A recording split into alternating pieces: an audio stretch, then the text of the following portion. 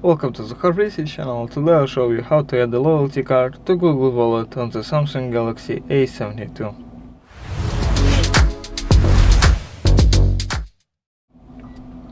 So first, open Google Wallet. You do have to install it from the Play Store. Then press the plus in the corner and click loyalty card.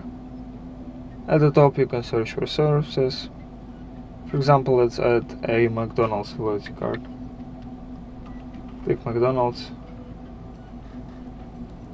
and then you can scan the card using your camera, or you can enter your member ID manually here. Thank you for watching. Subscribe to the Hard Research channel for more videos, leave a like and a comment, and goodbye.